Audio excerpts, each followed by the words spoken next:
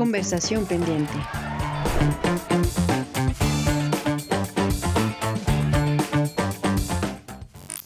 Bueno, bienvenidos y bienvenidas a esta conversación pendiente, el espacio que ha creado el Ministerio de las Culturas, las Artes y los Saberes, con el objetivo de que podamos hablar tranquilamente a fondo sobre temas, debates culturales y cosas que son del interés de la ciudadanía, del público. Y esta vez tenemos un tema pendiente, también difícil, que es el periodismo, su relación con el poder, con el contrapoder, y que está muy movido por estos días.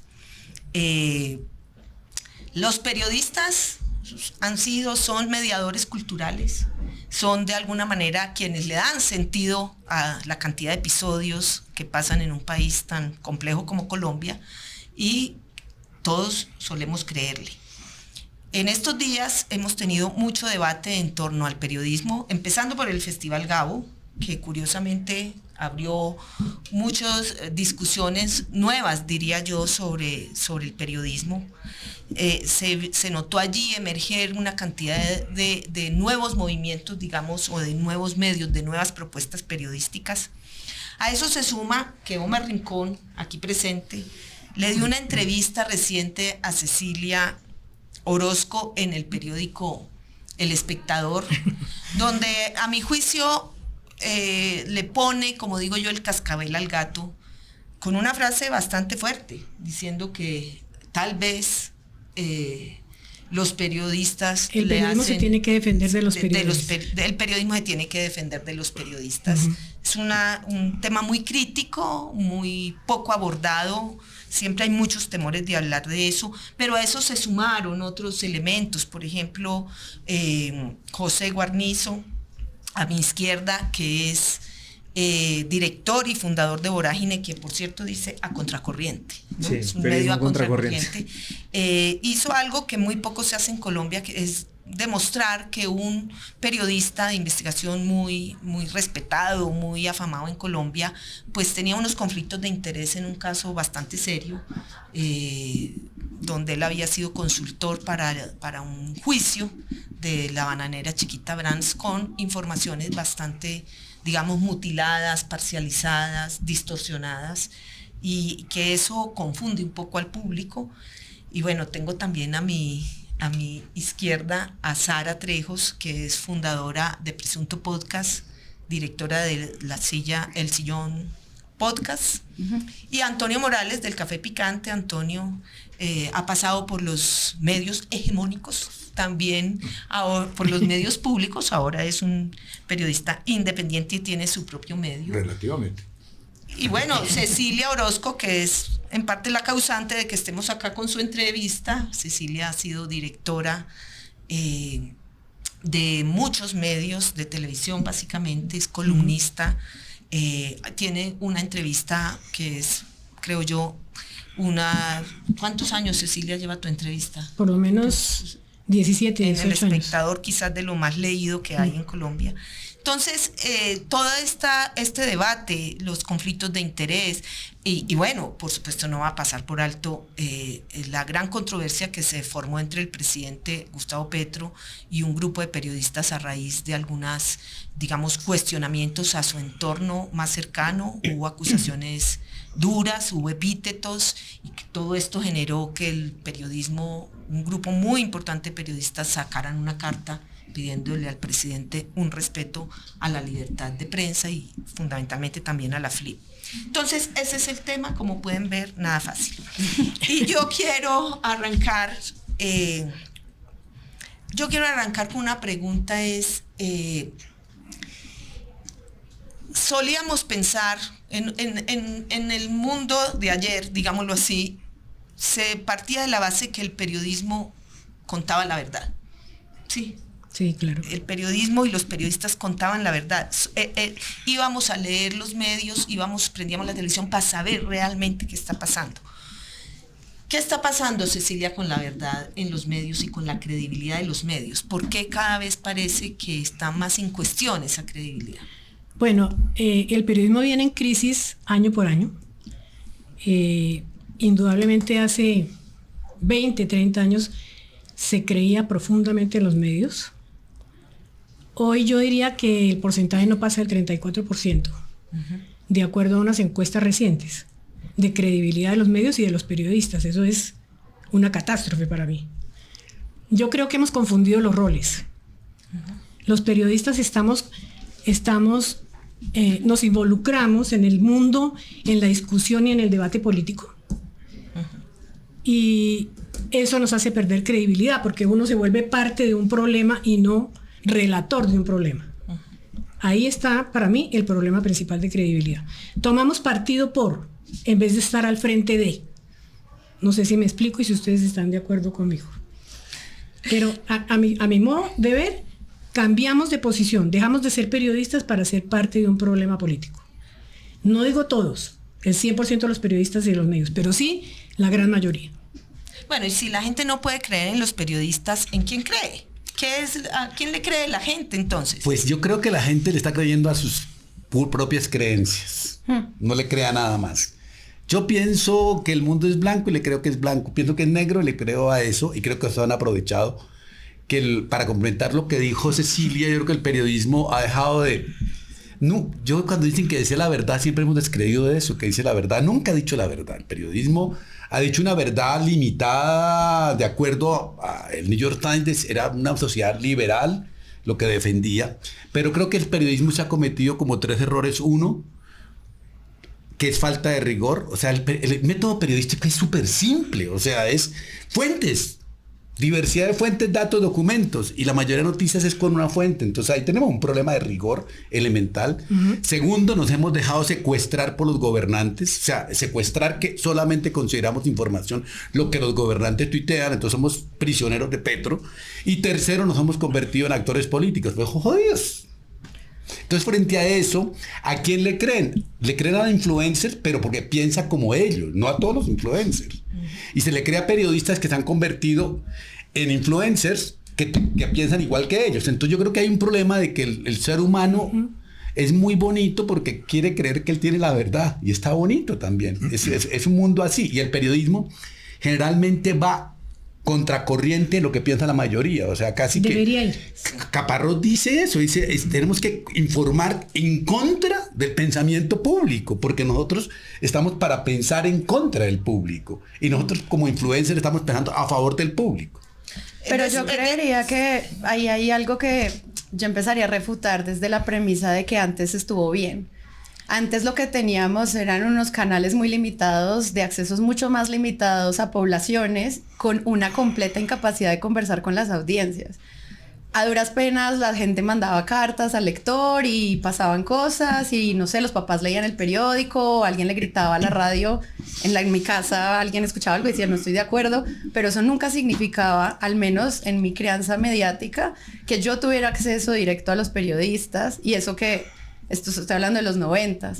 Pensar, yo creo que esta premisa en la que antes estuvo bien y ahora está mal, no debería estar en esta conversación, sino que ahora hay una conversación directa donde las audiencias por fin están diciendo cosas. Y yo he estado en paneles de crisis de medios, me acuerdo desde que empecé mi primer semestre, me están diciendo que el periodismo está en crisis. Entonces yo no lo siento como algo de un debate actual, sino como una conversación del modelo de negocio y de una falta de comprensión directa de la audiencia, que la damos por entendida como no, pobre, que está informada por las redes sociales. Y yo siento que esa es una divulgación distinta a la forma de agregar a esa crisis, que creo que... Sí. Pues que podríamos sumar a lo que dice Omar. Antes nos decían una verdad y con quién contrastabas cuando solo había un periódico nacional. Quiero agregar algo corto, y yo creo que el periodismo ha venido perdiendo espacio como mediador con las audiencias. Las audiencias ya no están necesitando que el periódico te mande un editorial y te diga cómo hacer una lectura, digamos, de la realidad. Y ha perdido ese espacio como mediador, entre otras cosas, por 2 males que veo yo, digamos, a priori. Y el primero es la frivolidad. Poco me circunscribo a lo que dice Omar. Algunos medios y la gran prensa se dedicó durante muchos años a crear y a soportar un modelo de negocio en los clics. ¿sí? Y cuando tú tienes un modelo de negocio soportado en Analytics, pues entonces no importa sino tus cifras para tener tiempo de permanencia en página, y cuando tú vas a entrar a una nota, sufres porque al final no te está diciendo nada y al contrario te está haciendo la vida más difícil, y por allá en el último párrafo, después de haber inflado el artículo, pues encuentras por fin el dato y luego los medios te dicen que te van a cobrar por eso. Entonces eso hace parte de la falta de credibilidad y del espacio y el terreno que ha perdido el periodismo frente a las a ver, ahora déjame, yo le respondo un poco a lo que dice Sara. Cuando yo digo que hace 20 o 30 años no estoy hablando de un absoluto, estoy diciendo que había más rigor en la exigencia a los medios, a los periodistas, o sea, los principios del periodismo se exigían más.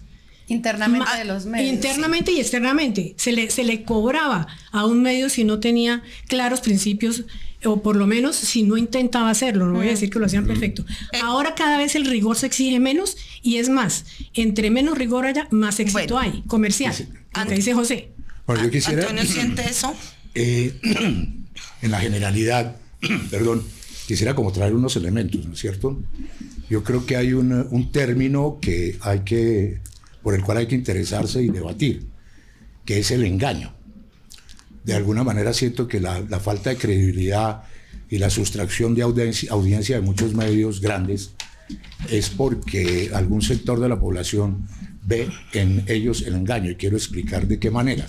No solamente es un problema de géneros, de muchos medios, no voy a mencionar cuáles, que opinan de una manera militante, política, comprometida con un sector de la sociedad colombiana, que generalmente está relacionado con los grandes poderes económicos que al mismo tiempo son los dueños de los medios, y que opinan, pero lo hacen a través del engaño. ¿En qué sentido? No por lo que digan, sino por la utilización del género. Hacen aparecer supuestas entrevistas, noticias, informes, reportajes y demás, como si fueran asuntos y piezas objetivas de la información, cuando están totalmente atravesados por la política y por la intencionalidad política y económica de los grandes medios, los que hemos llamado, quienes somos críticos, los medios hegemónicos. Entonces, si hay una elaboración del engaño que nos conduce realmente a un problema profundo de ética, en el cual se utiliza la manipulación y el manejo de esa gente que ingenuamente ve los medios sin prevenciones y que es sujeta de un engaño. En ese sentido, pues es más allá de los rigores, de los poderes, hay otro elemento que quisiera agregar, y con eso paro este segmento, y es la diversidad de los medios contemporáneos. Es decir, hay unos medios tradicionales de gran poder económico con toda la pauta publicitaria que van en decadencia desde el punto de vista de la audiencia, y otros medios que son los medios llamados alternativos, marginales, youtubers, etcétera, que están, digo no yo suplantando, pero sí reemplazando fundamentalmente en materia de criterios periodísticos que son nuevos y de audiencias a la prensa tradicional. Y ahí quisiera agregar otra cosa para reinterpretar desde otro punto de vista la palabra del engaño. Y es que los medios tradicionales se dicen objetivos, es decir, se dicen ausentes de cualquier intencionalidad, cuando es todo lo contrario. Y en el otro lado hay un montón de medios, me incluyo en ellos, lo que yo hago, el Café Picante, que no somos de ninguna manera objetivos, que tenemos una interpretación política precisa, a veces puede ser militante, pero lo decimos y es claro lo que somos, no estamos engañando a nadie, la gente nos verá o no nos verá, pero no partimos del principio de la manipulación y el engaño con respecto a la gente. Ahí está la diferencia. Bueno, gracias Antonio. Y yo quisiera, ya que Antonio entra hablando de cómo han emergido otra cantidad de medios que ya no son los medios tradicionales, llamémoslos así, para hablar de la batalla cultural, porque mucho de esta nueva, digamos, ecosistema de medios se ha planteado como que estamos en una guerra de narrativas. Entonces hay unos medios a favor, otros medios en contra, y la pregunta es, ¿y el ciudadano qué le queda de una guerra, digamos, ideológica en redes o en medios? Le queda la escogencia. Sí. Sí. Yo lo que creo es lo que dije al comienzo, le queda su creencia, porque bueno, cuando hablas de militancia, me parece que lo que dice Antonio es interesante en el sentido de que se le abona a los medios digitales que dicen informo de esta intencionalidad, derechos humanos, medio ambiente, petro, antipetro. Me parece que ahí está bien. Pero igual, entonces hemos creado una cosa que sí es complicada de analizar, y es que la conversación pública está getificada. Entonces yo sigo getificada, yo sigo los medios feministas y estamos todos felices, sigo los medios petristas, estamos todos felices, sigo los medios derechos humanos, estamos todos felices, pero no salimos del gueto y entonces la conversación con los otros no se da, que era lo que el periodismo antiguamente, a pesar de lo que dice Sara, como era menos medios... Eso es un reflejo de la polarización del país. No es polarización, la polarización no es invento de los periodistas. Los periodistas inventan la polarización. El país está polarizado. Los periodistas deciden en principio que tiene que haber uno a favor y uno en contra. Nunca, es más jodido hacer periodismo de ambigüedad. Pueden cambiar esa información, pero la gente... Pero siempre estamos buscando crear dos. El periodismo es maniqueo siempre. Ponemos un lado y otro.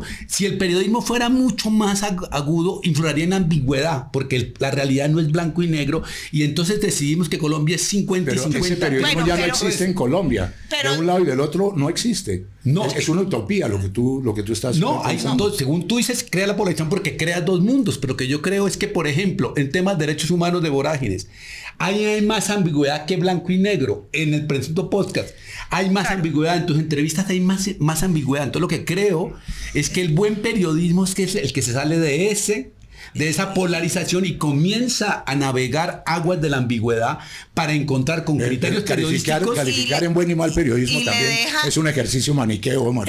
Pero le deja Omar. Si hay un bueno, hay un malo. Un periodismo que le deja a la gente, que la gente interprete. Por ejemplo, el reportaje que hablábamos ahora de Vorágine es un reportaje súper juicioso, donde documenta claramente dónde están, digamos, las fallas, sí. O sea, porque, digamos, dicho esto, a mí sí me preocupa. Y no le tenemos miedo a los textos largos, o sea, es decir, si queremos probar algo, pues tenemos que probarlo. Pero hay un tema que me parece importante, es el derecho a la información que tiene la gente, porque la gente no solo tiene derecho a trincherarse, de hecho, creo que eso, y al final la gente está reaccionando de diversas maneras, pero está mal informada. El problema cultural que tenemos es que está deteriorada la capacidad de saber qué es verdad y qué es y qué no es verdad. Entonces yo quisiera escuchar a José. Una pregunta que le haría es que está mal informado bajo qué concepto de información. Es que a mí me parece que decidieron que estar informados a hablar de Petro. Yo estoy de acuerdo. Y no todos los medios nuevos y no todos los medios independientes son activistas o están, digamos, del lado de Petro o del lado anti-Petro. Nosotros no estamos ahí en esa dinámica. Pero ustedes anuncian que están bajo una agenda de mirada. Sí, tenemos una mirada de derechos humanos, de víctimas, y eso nos interesa muchísimo y vamos hacia allá. Independientemente de este espectro de que entonces todos los medios nuevos e independientes tienen que estar de un lado o del otro. Nosotros eso no nos importa ni nos interesa. Nos interesa y es muy curioso que nosotros decimos que hacemos periodismo contracorriente y hacemos el periodismo más clásico y más antiguo del mundo y creemos en eso, y eso hoy es considerado contracorriente por la frivolidad que abunda todos los días en el periodismo, y nosotros creemos que hay que volver a esa raíz. Sí, o sea, cuando tú hablas ya te voy a dar la palabra. Cuando tú hablas de frivolidad, es esta tendencia que se piensa que el periodismo tiene que ser en muy pocas palabras, muy rápido, solo una imagen. Es que no es asunto de formatos, es decir, no es asunto de los formatos siempre van a estar y tenemos que adaptarnos a los formatos, pero hay unos criterios para encontrar y para hacer periodismo de investigación, por ejemplo, para contrastar información. Eso es una obligación, eso es un mínimo que tenemos que hacer, pero que ya hoy en día no es popular hacerlo. Bueno, Cecilia, y luego... Lo que yo creo es que todos tenemos un pedacito de razón. Lo que Omar está diciendo es cierto, lo que Antonio está diciendo es cierto, o sea, pero lo que pasa es que lo estamos diciendo, digamos, desde un prisma distinto. Uh-huh. La ambigüedad que llama Omar y que podría interpretarse como falta de posición es no tomar partido obvio y evidente sobre un tema, sino contárselo a la gente con todos sus elementos, los buenos, los malos, independientemente de lo que yo pienso. Yo soy una ciudadana y por ciudadana soy política y no puedo negarme que soy una ciudadana política, porque el que es ciudadano es político, aunque no lo reconozca. Muy bien, pero independientemente de mi posición, que tengo todo el derecho de tomarla, yo tengo mi obligación es, si quiero ser una periodista, bueno, ese es mi punto de vista y pues de pronto es que soy muy anticuada, pero mi punto de vista es que tengo la obligación de desprenderme de mi pasión y de contarle a ustedes tres, que son mi audiencia, de contarles exactamente lo que está pasando en un problema X, independientemente de que se llame Petro, que se llame Duque, que se llame derechos humanos o que se llame guerra. Entonces, en la guerra yo encuentro cosas positivas, cosas negativas y cosas neutras, cosas para denunciar, cosas para alabar. Debería contarlas todas para que la gente tome su posición. Lo que yo creo es que nosotros no tenemos derecho a embutirle, perdóneme la palabra, lo que yo creo al otro, porque ahí es donde estamos siendo profundamente deshonestos. Yo estoy tomando una posición de poder para incidir en el pensamiento del otro. Sí. Entonces, en cuanto a lo que dice José, creo también al mismo tiempo que lo que él está haciendo o intenta hacer, y lo está haciendo con éxito, aunque sea en un público muy reducido, es volver a la raíz profunda del periodismo, que es intentar ser honesto con la narrativa de lo que está contando. Bueno, hay algo que quería añadir de la pregunta que tú hiciste ahorita frente a la audiencia, y yo lo que siento haciendo Presunto Podcast todos estos años, y la razón por la que nació Presunto también venía como de este profundo dolor de uno darse cuenta de ese engaño del que hablaba Antonio ahorita, y de que nadie estuviera diciendo nada, y que los periodistas que estaban engañando voluntariamente, generando estos sistemas de manipulación y propaganda, siguieran por la vida. Y así nació Presunto, buscando estrategias de pensamiento crítico donde pudiéramos charlar esto, cómo me desinformó. Y yo creo que parte de la audiencia lo que tiene que estar pensando constantemente es en esa pausa, porque estamos recibiendo una cantidad de información todo el tiempo. Todos los paneles del mundo sobre fake news, desinformación, discurso de odio que existen, todo el mundo está asustado por esa pausa que no están haciendo las audiencias.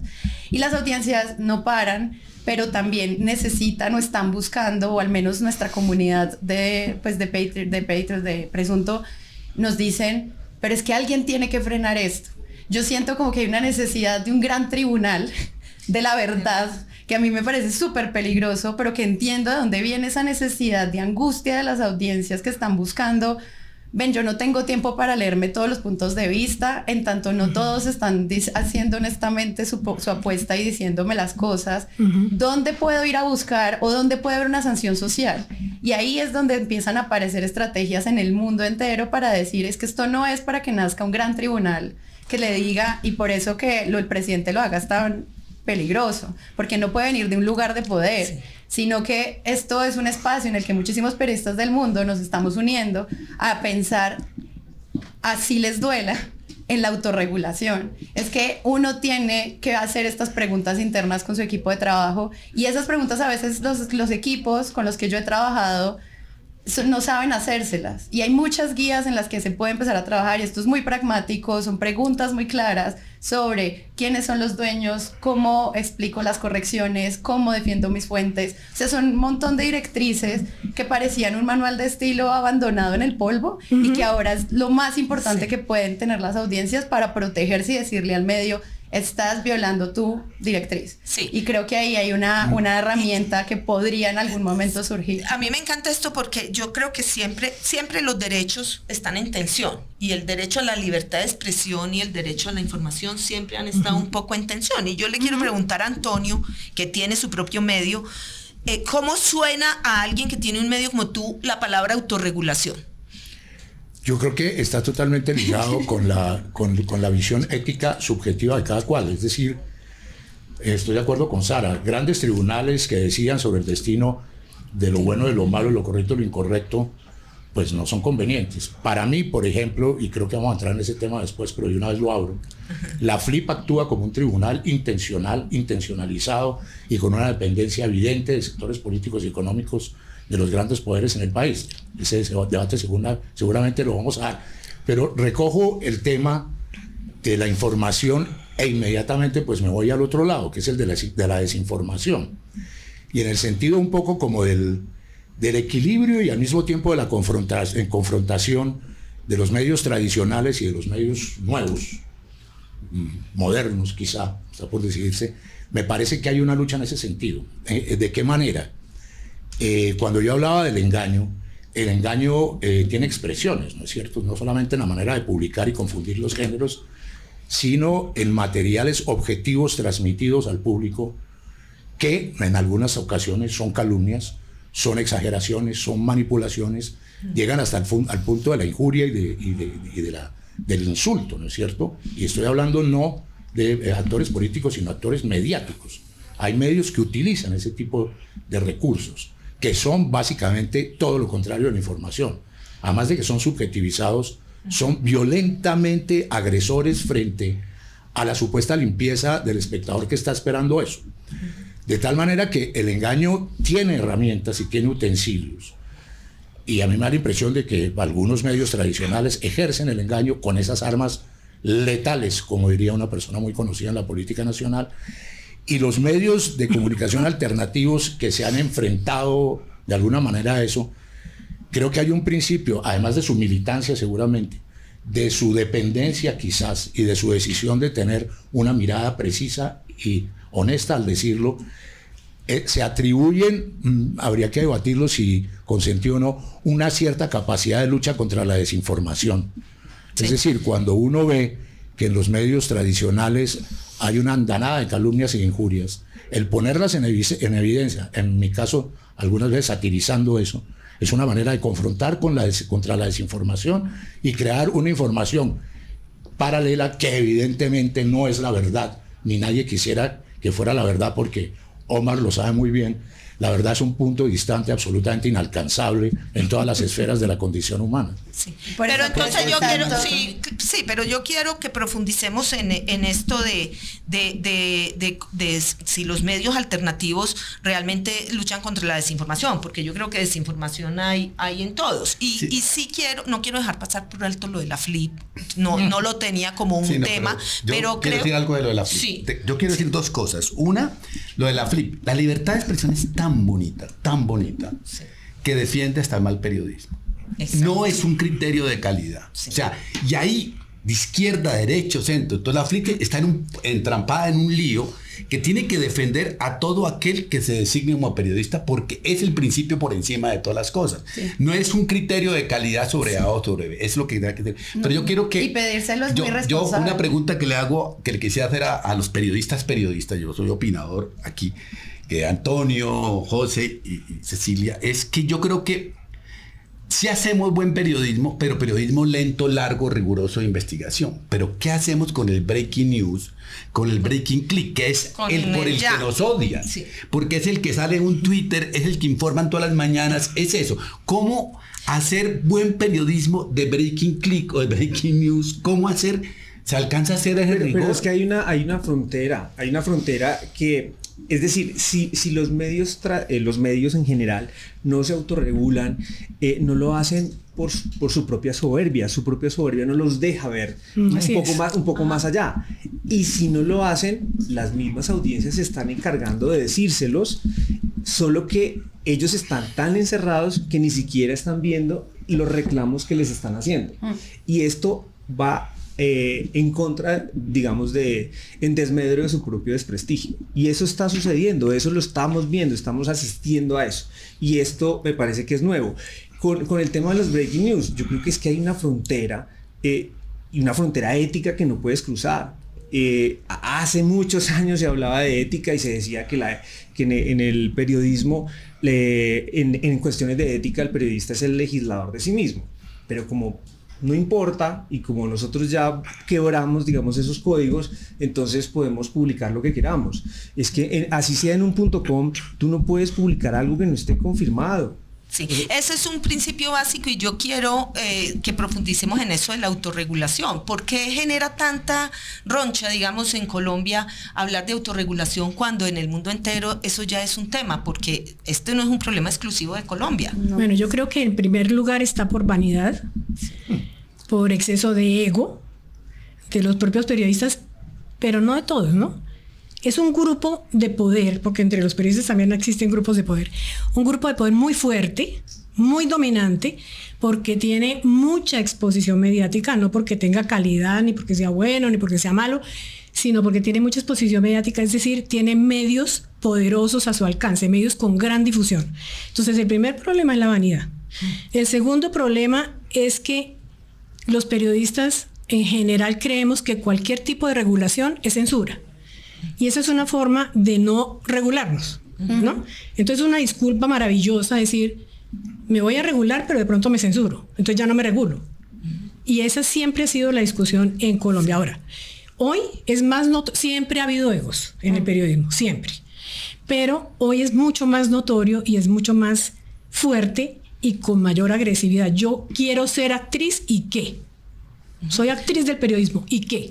Y nadie, sí. Pero yo quisiera también señalarte porque también, digamos, uno lo que ve es que, por ejemplo, en el caso de Colombia, de alguna manera el periodismo está jugando un rol de oposición política. Total. O sea, también, más allá de la vanidad, también hay un rol político que, digamos, los medios siempre han jugado un rol político, pero sí, pareciera ser un poco más... Pero no está tan fuerte y con unas evidencias de complot tan grande como las de ahora. Digo yo, hemos es vivido particular. Con todas las épocas, ¿no? Sí. Bueno, yo sí quisiera entender esa diferencia, pero antes quiero decir algo sobre la libertad de prensa y la FLIP, cuya existencia agradezco mucho porque conozco mucho la FLIP. Yo creo que es cierto que la libertad de expresión es un valor demasiado grande en una democracia. Sin embargo, no está claro quién cumple el papel de este papel que necesitamos de garantizar el derecho a la información. ¿Quién nos garantiza el derecho a la información? Porque la Constitución dice que los medios deben ser responsables y garantizar esto, pero eso no le toca al presidente, no le toca a la FLIP. Entonces sigue existiendo ese vacío de cómo hacemos para garantizarnos ese derecho a la información. Yo lo que te diría es lo mismo que cuando uno pregunta, el informe Reuters dice, casi el 70% de la gente no quiere ir a los medios porque está aburrido que hablen de políticos y de un mundo de mierda que pasa por ahí. Y entonces busca información en otra parte que esté más cercano a eso, en el medio ambiente, en el feminismo, en las juventudes, en la farándula.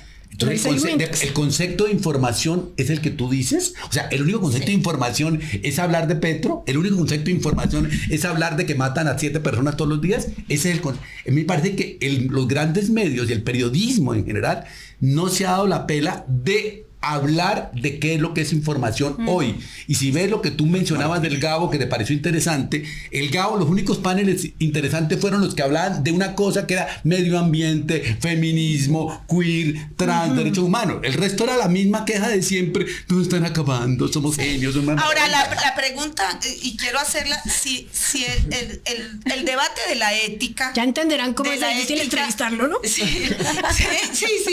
Si el debate de la ética y la autorregulación está directamente relacionada con la propiedad de los medios. Es más fácil ser ético en un medio sin ánimo de lucro, digamos, subvencionado por cooperantes internacionales, que trabajar para un gran medio, Antonio. Sí, usted menciona el tema y yo creo que hace parte del debate sobre la FLIP, ¿no es cierto? La palabra es la censura. O sea, si pudiera hacer una síntesis periodística de ese asunto, frente a algunas críticas del presidente Petro, algunas publicaciones en las cuales él consideraba que se le había calumniado y se le había injuriado, la FLIP respondió, creo que abiertamente, que el presidente lo que estaba era tratando de censurar a los medios, ¿no es cierto? Y en la misma declaración, la FLIP simultáneamente dijo más o menos, y yo creo que muy claramente, que el presidente no tenía ningún derecho a revirar, como se dice en el castellano colombiano, es decir, que tenía que comer callado, que la actitud de un presidente no es la de confrontar a los medios. Ok, de acuerdo. Yo no pienso que Petro vaya jamás a alterar la libertad de prensa en un sentido grosso del término, pero no es de alguna manera no frente a un presidente, sino podría ser otro ciudadano menos importante o igual de importante. No es un acto de censura pedir que una persona que se siente calumniada e injuriada, y muchas veces uno ve que objetivamente sí puede ser, se calle, ¿no es cierto? A mí eso me parece potente en un sentido negativo. Y claro, pues volviendo al tema que tú planteas, evidentemente, pues la intencionalidad de la FLIP es una intencionalidad política que depende de sus relaciones políticas con sectores del país que están en una actitud pues de oposición, y por el otro lado pues habría que navegar por un terreno muchísimo más complicado, que son los financiadores de la FLIP. Es decir, yo veo la FLIP en sus orígenes muy distinta cuando la fundó Gabo a la de hoy, ¿no es cierto? No voy a hablar de extremismos, como utilizar el nombre de Pacho Santos de una manera u otra, no. Pero ¿quiénes son los que le dan el dinero para que la FLIP funcione? Son los grandes medios de comunicación a los cuales... Antonio, eso no es cierto. Eso no es cierto, Antonio. ¿Pero quién los financia? No, lo mismo que financia todas las organizaciones. Pero yo te puedo decir que medios grandísimos colaboran directamente en la financiación de la FLIP. Luego la intencionalidad pasa por ahí. Hay que hacerle un fact-checking a eso, pero también hay que decir que el presidente Petro tiene todo el derecho de hacer reclamos, pero no necesariamente, en algunas ocasiones tiene razón, pero en otras de pronto no. No, pues claro. Y es decir, entonces no necesariamente porque... No, es la única fuente válida. Pero fuera de eso, digamos, hay un tema elemental, es que los periodistas están para escrutar al poder. Sí, es decir, frente a por muy incómodo que sea, de acuerdo con eso, y la FLIP debe hacerlo, pero tratar de poner en evidencia los periodistas deben escrutar al poder. Todo el mundo, pero tratar de censurar a alguien, así no sea un medio de comunicación, pues es un acto ilegítimo. Sí, lo que pasa es que ahí pasó una cosa que pasó no solamente en Colombia, sino pasó en todos los países. Pasó desde la época de Uribe, pasó desde la época de Cristina, de Correa, de Evo, de Chávez, con Trump, y es que se tenía un pacto de que el gobernante tenía un pacto de verdad y verosimilitud con los periodistas y con los ciudadanos. Y eso se cambió, y Petro lo dijo en el discurso de la Simón Bolívar, dijo, yo estoy para competir por la verdad con los periodistas, ustedes, como ustedes, yo estoy en el mismo nivel de ustedes, ¿ve?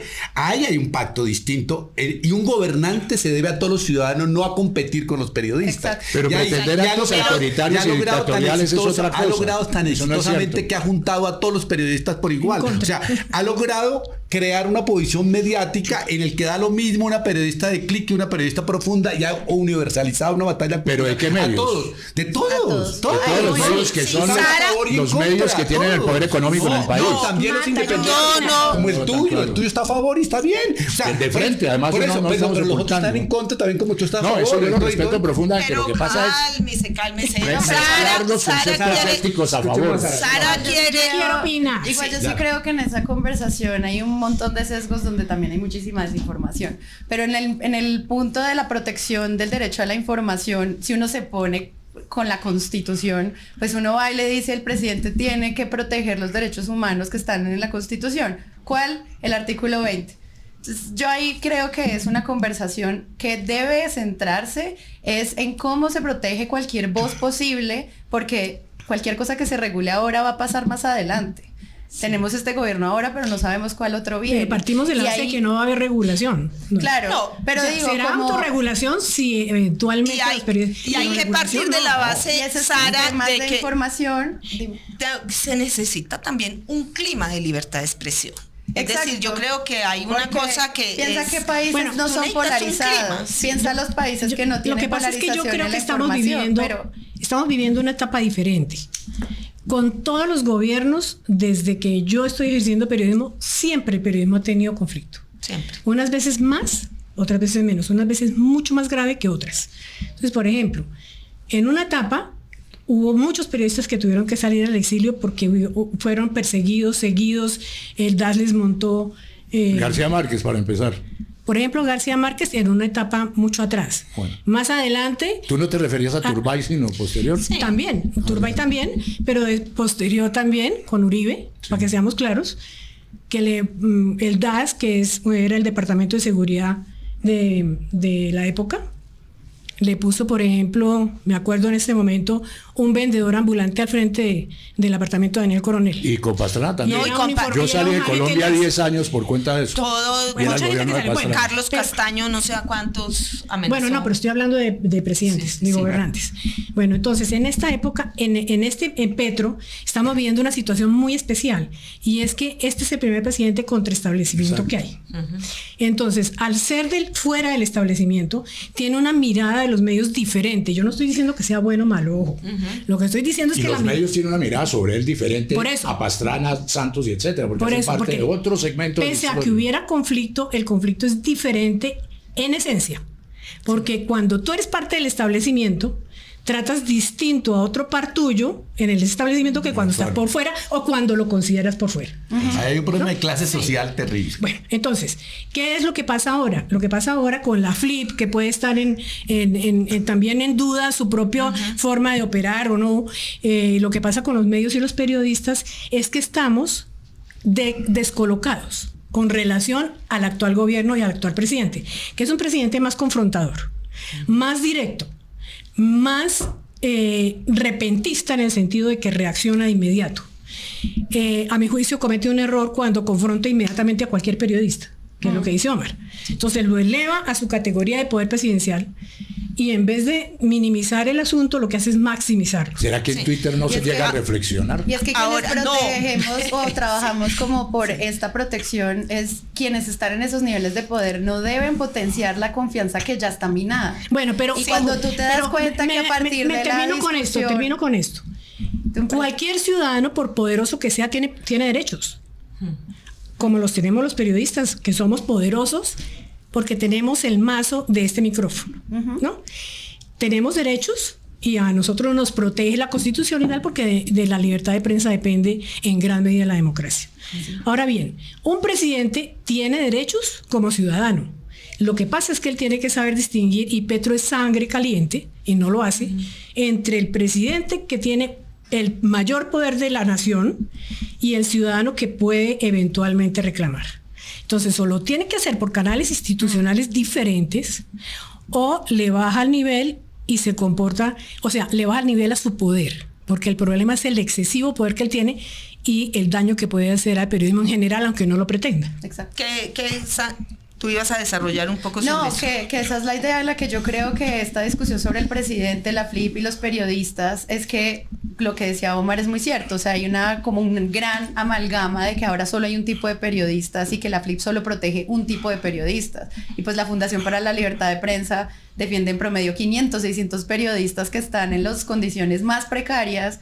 A estas personas las están asesinando y no hay estrategias de protección para eso que provengan desde un Estado que se pregunte sobre eso. No es solo rectificar o no a quien me dijo una calumnia, sino encontrar esos canales de comunicación. Para eso existen esas oficinas y darse cuenta que ese poder tan grande no puede minar en la confianza que ya está minada.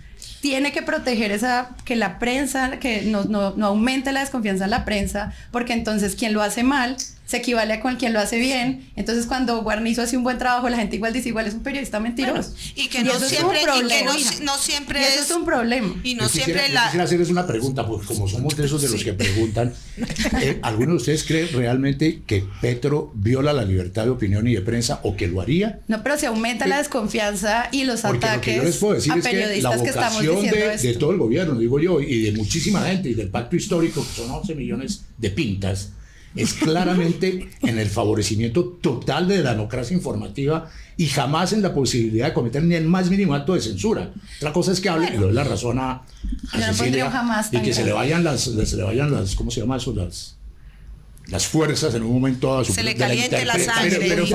Pero faltaba más que el presidente fuera quien decidiera qué es buen periodismo, qué es mal periodismo, y que él lo califique. Lo que la prensa ha puesto en duda es que Petro va a cerrar los medios, que Petro va a regular. Ahora, eso no quiere decir que hay una demanda de parte de las audiencias de que se hable de este tema, de que se hable de la FLIP, que también se cuestione la FLIP, porque eso lo están diciendo también en redes sociales, y se abrió un debate y hay que ponerle la cara a ese debate y hay que hablarlo, y no es tan blanco y negro, también tiene sus matices. Ahora, yo creo que el tema clave, porque es lo que hablamos del llamado al cuidado, es lo que, pues, de alguna forma, donde tú mencionaste al comienzo, a mí me parece que el único debate que la FLIP está debatiendo, no se ha dado, es entre colegas, entre periodistas. O sea, nosotros la pasamos peleando. Tú eres buen periodista, tú eres mal periodista, tú eres buen periodista, mal periodista, y no nos damos el diálogo interno. Por eso cuando yo decía que hay que defender al periodismo de los periodistas, es porque los periodistas que están atentando más contra la credibilidad y la legitimidad, porque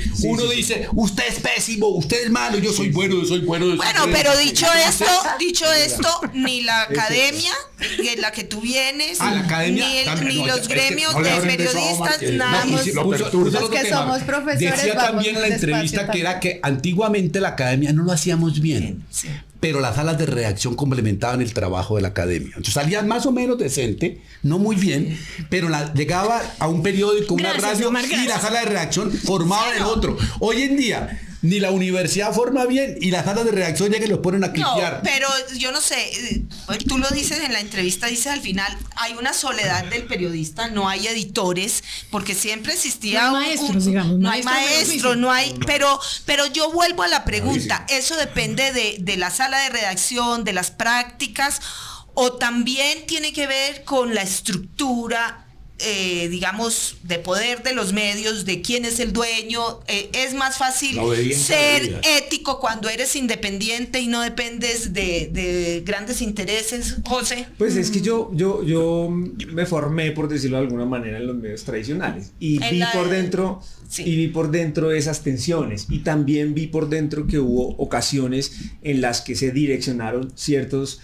contenidos porque no convenía o por una cosa o la otra. Y ¿Pero eso qué lo quieres sabemos decir? todos. Direccionar, eliminar, Pues sí, es censurar decir, parcialmente. es ¿o qué? decir, los mismos El medios eufemismo para- tienen también agendas y también deciden cómo poner una historia y de pronto no poner Y esa negocio. historia, y todos lo sabemos porque todos lo hemos visto, ¿no? Ahora bien, yo creo que esa es una pregunta que hay que hacerle a los medios tradicionales. Es decir, ser independiente básicamente es poder publicar lo que bajo tu criterio quieras publicar, ¿sí? Bajo el criterio periodístico. Eso es ser independiente. Mira, Ahora, depende de qué tan yo grande quiero sea. poner aquí un tema, es el pluralismo, porque puede haber medios buenos, puede haber medios malos, pero lo importante es que haya muchos medios desde distintas visiones, desde distintas posiciones, y que el público pueda tener diversidad Mira, de yo opiniones. quiero entrar en otro segmento que es el de la opinión, ¿cierto?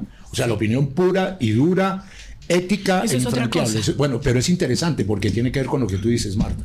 Y doy dos ejemplos contradictorios de los dos grandes medios escritos nacionales diarios: El Espectador y El Tiempo. Si uno se pone a ver las páginas de opinión del Espectador, hay una importantísima diversidad que va pasando por todo el abanico. Si uno se pone a ver las páginas editoriales del Tiempo, que se supone que es el periódico más visto, ya no vendido porque ya no se sabe qué venden ni nada, pero bueno, publicidad, ¿no? Creo que esa semana hay- es el más leído. Un De circulación. 95% de identidad y de gente coaligada en un propósito político, bueno o malo, pero es la misma gente con los mismos criterios.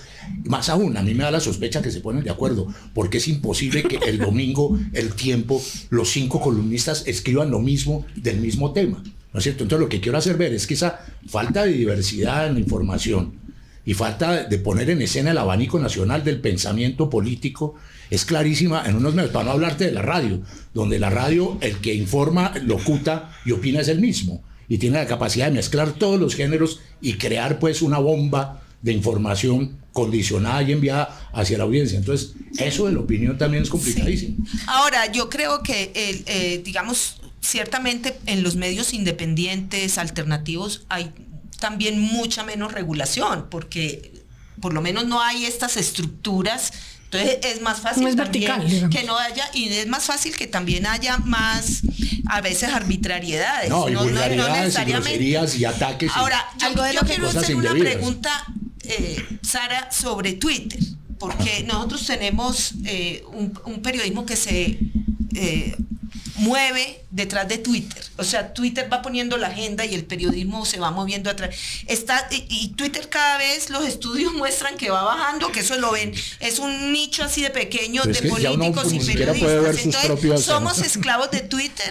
El periodismo es esclavo de Twitter. Pues más que de Twitter y el crecimiento de otras empresas de publicidad como TikTok o Instagram con sus Reels o YouTube, que todas, pues le hemos dicho redes sociales, pero realmente son empresas que venden contenido de publicidad. Es como, ahorita hay una cantidad de conversaciones sobre que más del 50% del uso de esas redes son robots. Entonces ni siquiera podemos confiar en las métricas que esas redes están dando cuando la mayoría son algorritmos moviendo agendas de propaganda manipulada Y determinado tema. etcétera. Yo no sé. Algoritmos condicionados, ¿no? Sí, porque el tema con los bots y la inteligencia artificial y todo este tema de journalism AI, que ahorita están todas también estas conversaciones, tiene que ver con que cada uno de estos robots también tiene un sesgo humano en su misma programación, ¿no? Pero eso es otra conversación. O sea, y no hay autorregulación. No, claro, entonces yo Pero no el sé debate es si... ético. Exacto, yo no sé si es un tema de nuevo de que los periodistas sean esclavos de eso, sino que yo lo volvería más atrás a que esto es un tema del el mercado y del el modelo de negocio.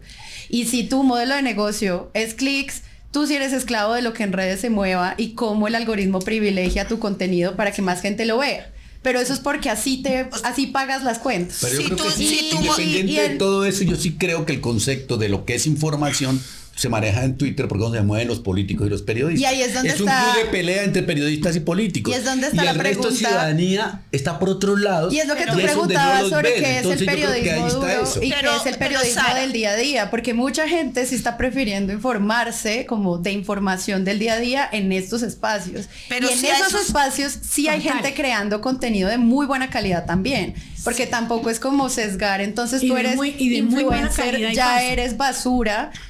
Hay veces que no, hay gente que hay está veces haciendo que no, muy pero- buen contenido. Pero en la audiencia, o digamos, los que siguen una red social, el normal de la audiencia no puede distinguir lo bueno de lo malo ni lo cierto de lo falso. ¿Por Entonces, qué? Por Bueno, temas de educación.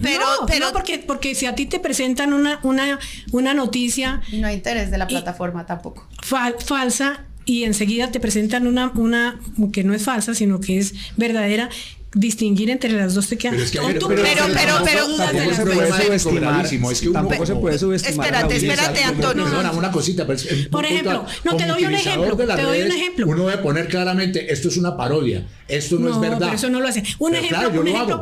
Todas las semanas lo hago. Pero es Esto es distinto. una parodia. Un No es ejemplo, verdad. José, un ejemplo sencillísimo de ayer. La transparencia otra vez. Pusieron en una red, no sé cuál, no sé si X o cuál, que a Joe Biden, que está pues en todas las noticias porque acaba de retirarse de la candidatura, pues, o de la aspiración a la candidatura presidencial de Estados Unidos, acaba de entrar a la clínica y que no había ninguna probabilidad de que sobreviviera. Sí. Eso se repartió en 2 horas 15 millones de veces. Sí, no, La gente cómo sabe que y eso de es nuevo, mentira. Es que de la nuevo realidad- la aquí, realidad es fake. aquí como dice José, el problema es la ética y el derecho de la gente a estar bien informada. Entonces yo quiero cerrar ya porque nos quedan pocos minutos Pero esto diciendo acaba de cómo bueno, haremos otras. La pregunta es ¿qué podemos hacer realmente? Que si el presidente no es el llamado a regular, y estoy de acuerdo absolutamente, si no tenemos ese diálogo con las audiencias es un diálogo desordenado, caótico, que al final no logramos establecer y hay una resistencia a la autorregulación. ¿Cómo vamos a hacer para que haya mecanismos para que se pueda saber qué es verdad, qué es mentira y también se pueda, digamos, generar algún tipo de ecosistema donde se diga, oye, estos medios son creíbles, estos no, estos periodistas son creíbles, no. ¿Qué se está moviendo en ese terreno? Porque lo que no podemos seguir haciendo es deteriorando el espacio democrático. Yo tengo una El teoría, espacio democrático. que es súper generalizante. El problema de Colombia siempre ha sido la democracia, la existencia o no de la democracia, los niveles y dosificaciones de la democracia en todos los ámbitos, ¿cierto? Y por el otro lado está la otra democracia, la democracia informativa. Lo veo de una manera general y súper optimista, ¿no? En esto no quiero ser ni crítico ni destructivo, ni mucho menos. Y es que la profundización de la democracia, es decir, el ejercicio cierto de los valores de la democracia llamada liberal, aplicados y avanzados hacia la democracia informativa, debería, pues que es un sujeto de debates, de información, de educación, de reflexión, debería producir una profundización de esa democracia informativa que no puede ir desligada de la mano de la profundización de la democracia. Doy un ejemplo, es decir, en las épocas del señor expresidente Uribe, evidentemente las condiciones de la democracia misma y de la democracia informativa eran menores. Luego eso ha ido cambiando y ha ido evolucionando. Lo que yo siento es que, afortunadamente, si logramos en este país la construcción de una democracia más completa y evolucionada, necesariamente eso se va a reflejar en la democracia informativa, ¿no es cierto? Y es la única salida. Ahí vendrá la autorregulación, nunca la autorregulación, y toda la unidad sistémica para avanzar. Listo. ¿Cómo hacemos, Sara, para tener un sistema ético? ¿Cómo hablamos de ética con el periodismo? Nos vamos a ganar el Nobel después de este panel para encontrar la salida. No, yo siempre creo que el fomentar desde los espacios de creación de contenido, sea cual sea la pausa, es una de las mayores formas de decirle a la gente... Pensar antes de lanzar. Sí, entonces como que por eso durante la última década hay una proliferación de medios de fact-checking que están tratando de entender muchísimo mejor a sus audiencias, hay un mayor acercamiento a otras profesiones, a interdisciplinariedad para unirse, por ejemplo, con la publicidad, con programadores, con gente que se está preguntando cómo es que se mueven los algoritmos y siento que todos estos espacios de pausa y de decirle a las personas no tragues entero tan rápido, que igual es una conversación de egos, porque nadie quiere aceptar que se apropió de una noticia falsa. O sea, eso me causó a mí todas las peleas en mi familia, decirle, eso es mentira, nadie me lo iba a aceptar. Pero creo que es una conversación también de emociones que puede pasar por allí, y yo sí creo que el tema de autorregulación tiene que empezar a ser el centro de estas conversaciones, y cada vez más medios se están uniendo a iniciativas en las que se pregunten sobre... la aplicación de una línea correcta de directrices editoriales, la existencia de mecanismos de corrección, o sea, explicarle a la gente cómo corrigen cuando la embarran, porque siento que también es un pedido de, bueno, yo detecté una mentira en tu medio, corrígela. Bueno, y si no me explicas también. Claro, quiénes son los dueños, cuáles son los protocolos bajo los cuales se protegen a los periodistas. O sea, es que la autorregulación también habla del bienestar. Ya tuve una pregunta que hiciste hace una media hora, que era como, pero ¿por qué no se quiere autorregular? Y es porque la transparencia duele mucho, porque poner a prueba que te faltan un montón de procesos es muy doloroso. Y que te equivocaste. Bueno, y que te equivocaste es muy doloroso. Pero entonces yo siento que esta transparencia en las fuentes de ingreso, en los conflictos de interés, que fue el resultado de la investigación de Vorágine, y en cómo es que cómo la audiencia puede escribirle al medio y decirle, esto que estás haciendo vulnera mi derecho a la información, pueden ser herramientas que valgan la pena. Desde Presunto tratamos de promover esa pausa constantemente, y creo que al menos con nuestras descargas, que pueden ser millones, pero no el nivel de los millones de los medios tradicionales, yo creo que sí se está fortaleciendo el pensamiento crítico de gente que al menos cuando escucha algo, como lo de Joe Biden, dice, un momento. Y ese un momento creo que es en donde deberían estar centrados esos procesos de lucha contra la desinformación. De informar a las audiencias. Y ustedes de alguna manera también han empezado a hacer eso diciendo, pues es casi una denuncia ética lo que ustedes están haciendo. Sí, y tampoco es fácil hacerla.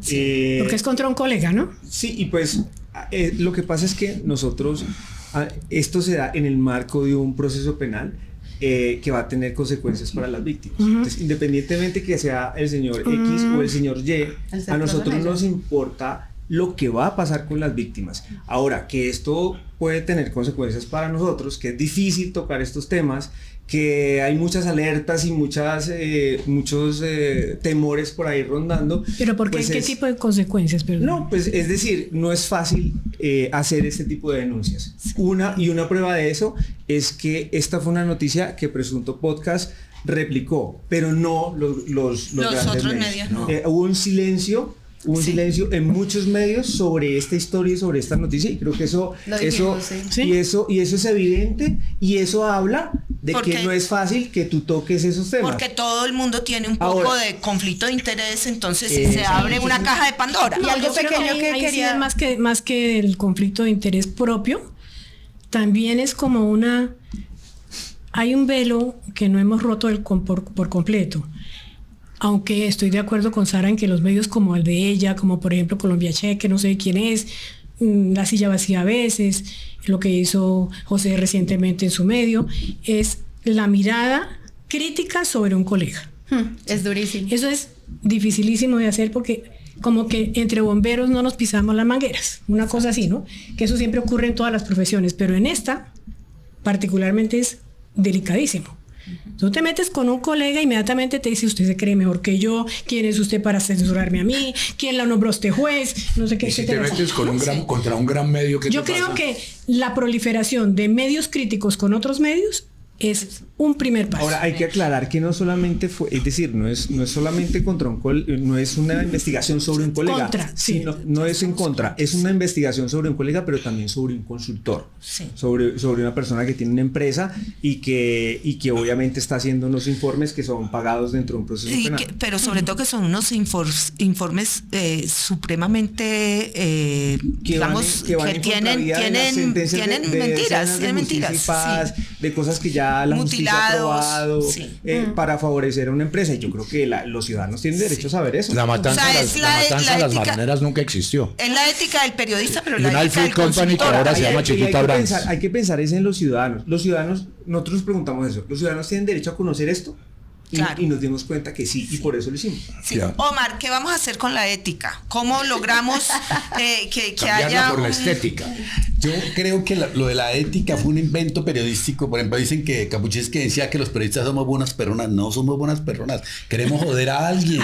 O sea, apartamos de que uno cuando hace periodismo quiere joder a alguien. Esas bobadas que nos vendieron de que éramos buenas personas, que éramos divinos, pues no molestaríamos a nadie, entonces haríamos relaciones públicas. Claro, pero... Entonces que digo, la ética, a mí me parece que el principio básico de la ética debería ser el oficio, el rigor. Muéstreme sus fuentes, muéstreme sus datos, muéstreme sus documentos, muéstreme el contexto. Es así. Lo mínimo es lo mínimo, yo no le pido nada más. Muéstreme quién lo financia. Yo quiero cerrar con esto y es decir... Una cosa que pasemos de la guerra entre periodistas, que por un lado la pasamos matándonos entre nosotros porque tú dices que no, pero sí decimos, ese periodista no sirve. Pero y por otro lado, ¿no? el tapen. O sea, tenemos dos comportamientos desastrosos. Sí. O estamos matando a los colegas o el tapen. Sí, entonces no sé. O sea, oye, cosa, sí, pero ven, yo quiero decir algo porque ya vamos a cerrar. Y por ejemplo, la otra, inclusive Presunto Podcast.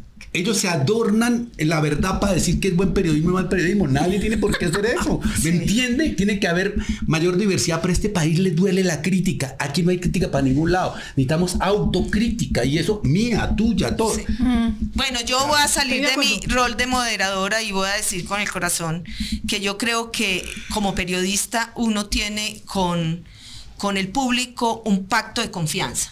O sea, de confianza ciega. El público tiene que creer que yo genuinamente estoy informando, que he hecho el mejor esfuerzo, a veces fallido, por encontrar el mayor acercamiento a la verdad de un hecho y que yo se lo voy a contar sin dobleces. Ese es un pacto de confianza que yo creo que es el que arrancamos esta conversación diciendo, la credibilidad. Ese pacto de confianza está deteriorado, está, digamos, casi que se rompe porque ya siempre hay la sospecha del engaño, ¿sí? Es tanto el engaño que cuando te engañan muchas veces tú ya sospechas. Entonces yo creo que hay un pacto de confianza que hay que volver a él, claro. ¿Sí?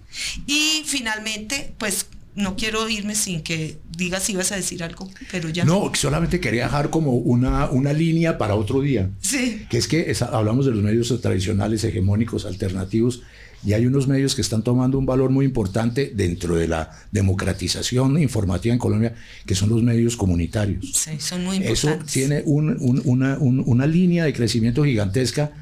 Y ahí pienso yo que sí es bien distinto los intereses políticos, económicos. Se juegan otras cosas, desde luego, los poderes mediáticos siempre serán poderes. Me deja decir una cosa, hagamos periodismo bonito, todo muy feo. Volvamos a sí. yo quisiera solo hacer crónicas frívolas. Yo lo que les quiero decir, estas conversaciones pendientes que antes llamábamos conversaciones difíciles, son muy difíciles, como pueden ver este tema está que arde, y yo quiero decir, qué cosa tan difícil hacer esta conversación con ustedes. No. Saben demasiado, pero, es muy reveladora para todos. Súmale algo por lo menos nos dejaste sacar el fuego. No, creo que es muy importante, pero creo que para este país es muy importante empezar a hablar de estos temas, hablarlo de manera ecuánime, con todas las diferencias, sin con insultarse, todas, sin gritar, sin ofender. Y que podamos pensar de nuevo en el público. Volvemos a otra cosa, Marta. El tema es el público. Hicimos un ejercicio de tolerancia. No estamos de acuerdo en poco o en mucho, pero aquí estamos. Así y aquí estaremos. Y no nos vamos a matar, nos vamos a tomar un invitados café. Para el segundo podcast que hagamos en el futuro sobre este tema. Muchas gracias a todos. Gracias. Gracias.